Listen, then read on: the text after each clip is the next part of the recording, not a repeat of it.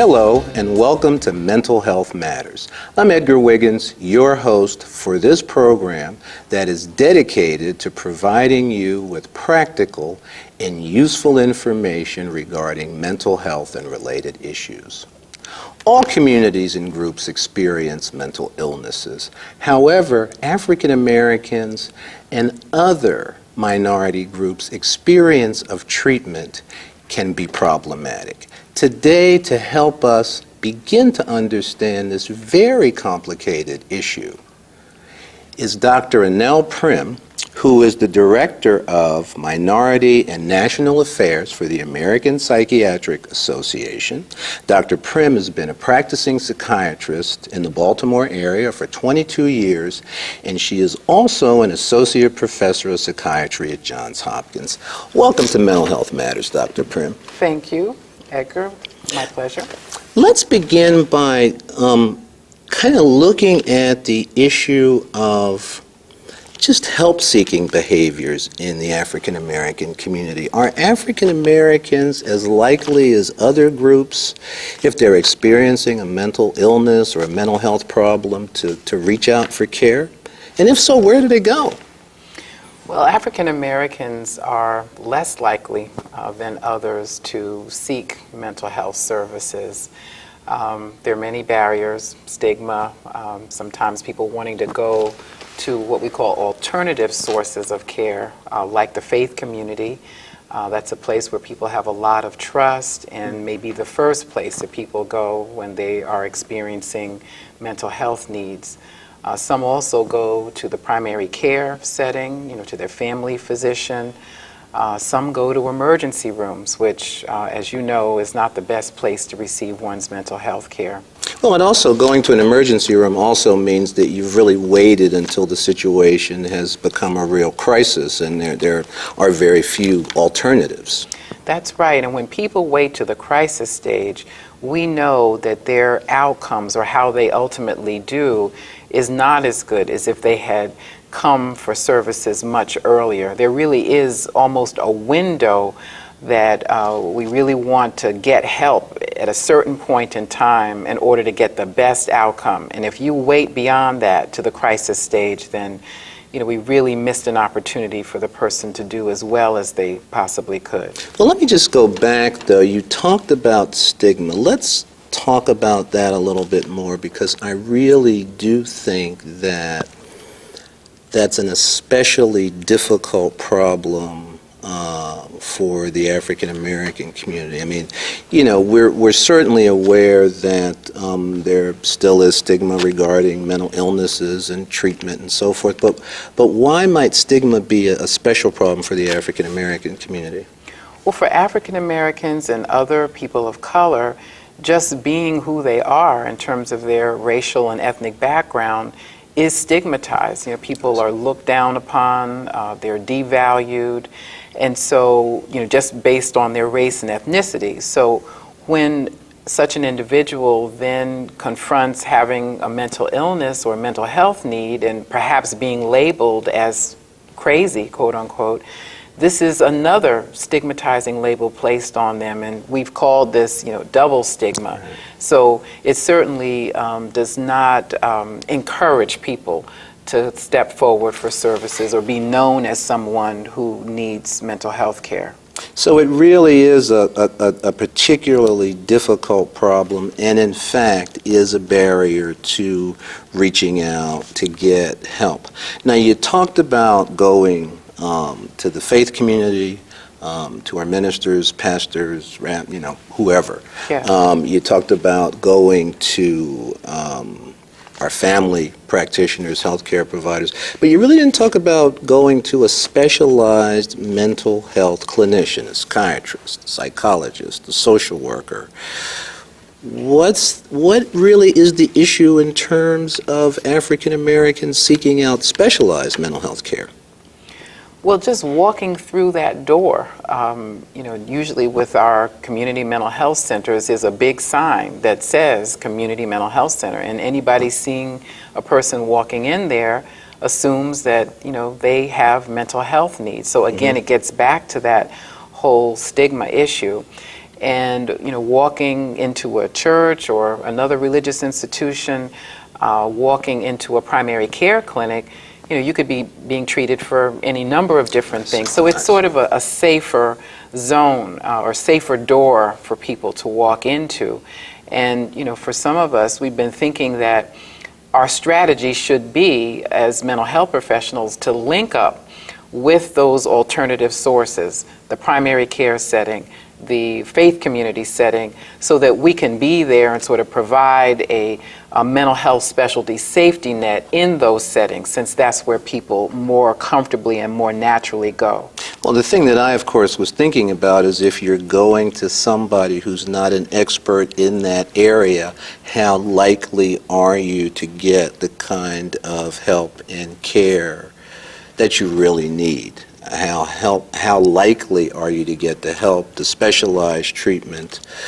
And one of the concerns that I have as well, and since we're kind of talking about some of these issues, is what's your sense of how accurate the information is that the African American community has about mental illnesses, about treatments, about what causes the illnesses, and that sort of thing?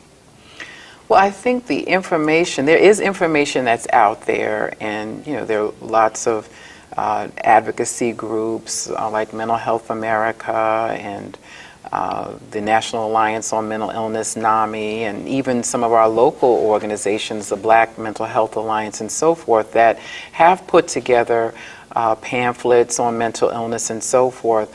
I'm not sure how deeply into the African American community that information has traveled, and I think most African Americans at this point learn about mental illness by word of mouth, and there are lots of myths surrounding it, and I think a lot of misinformation that still gets circulated. So that's a real problem. Well, that's my concern, and one of the things that I've noticed, especially at some of the NAMI gatherings, is that there are very few people of color who are involved in those educational meetings and forums. I mean, occasionally you will see a few, but in my experience there tend to be just a handful, if any.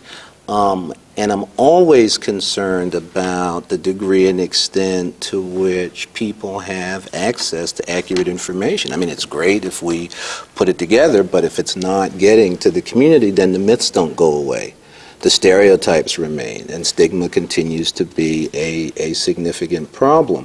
One of the things that you've done in the past that I think has been very, very helpful is some of the educational videos that you've put together, Black and Blue and Gray and Blue, and these things really did focus on and target African American consumers in terms of this is what depression is, this is what depression is not, and really trying to get at some of those things. But I still think that in terms of really having a major effect on the knowledge base of people of color, whenever I talk to people, there still seem to be an awful lot of myths and misconceptions about treatment. So what are we doing? I mean, what are we starting to do, at least in terms of trying to get at some of these real challenges? Because I really do see them as challenges. Well, the educational things that you were talking about, I think using culturally tailored video is a good way of reaching people, especially if you find a location where you can reach populations. And I think churches and other religious institutions are good places because every weekend there's a very large audience, certainly across the Baltimore area, the Maryland area, and really across the nation. And so I think this is a way of reaching a large population of people with educational messages about mental health. Do you find that churches are open to that? Some churches are, and I've been very excited and become very optimistic about that approach because of some of the response of the faith community in the Baltimore area There's an organization called the Center for the Integration of Spirituality and Mental Health that Dr. Michael Torres leads, and he's made tremendous inroads in the faith community, in partnership about mental health. Well, but the thing that we know about Mike is a very unusual individual. I mean, Mike is an ordained minister and a practicing psychiatrist, right? Yes. Okay. Yes, he is, but in being both of those things, he's a really good messenger and a good ambassador, and people in the faith community, they speak the same language that Mike does, and so he's a very important agent in helping to get this message out, and then the ministers and pastors and so forth who then sort of come on board, each one teach one. It can spread from there. So I think there is hope in exploring that avenue. Well, and I certainly recognize that, and there are some unique individuals there, but one of the things that is, I think, still somewhat of a concern is when we look generally at the practitioners, at the psychiatrists, at the psychologists, at the social workers, the individuals who typically provide mental health care in this country, you're not talking about a lot of people of color, are you? No, we're not, and that's a big challenge. That's something that we recognize is directly tied to disparities. Many people of color want to see somebody who looks like them because they feel they can have more trust and that individual can have more understanding. Well, I'm sorry to cut you off, but we need to go to a break. I think we've gotten a good start, but we've got lots more to talk about, and we'll be right back.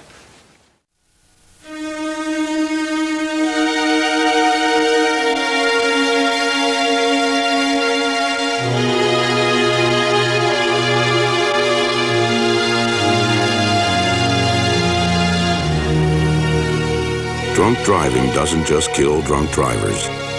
Next time your friend insists on driving drunk, do whatever it takes to stop him.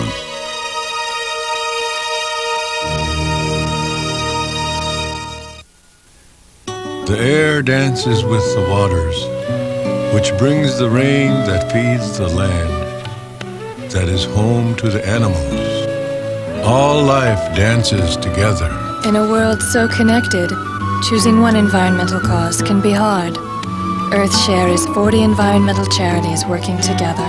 You and your company can help by calling 1-800-MY-SHARE. All life lives, or doesn't, together.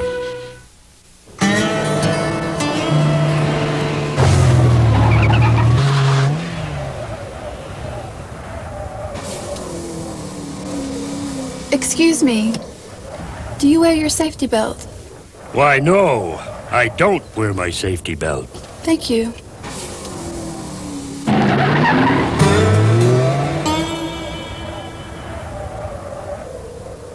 You could learn a lot from a dummy. Buckle your safety belt.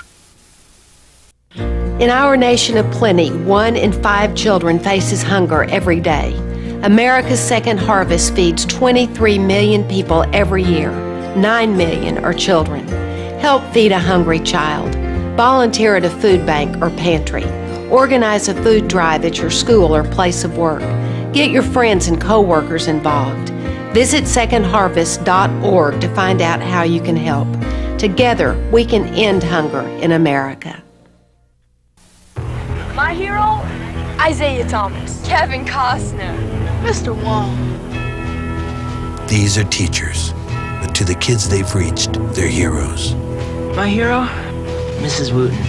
If I don't get through to that child, who knows, maybe no one else will. Teachers have the power to wake up young minds, to be heroes, to make a difference. Reach for that power. Teach. Find out how by calling 1-800-45-TEACH. Be a teacher.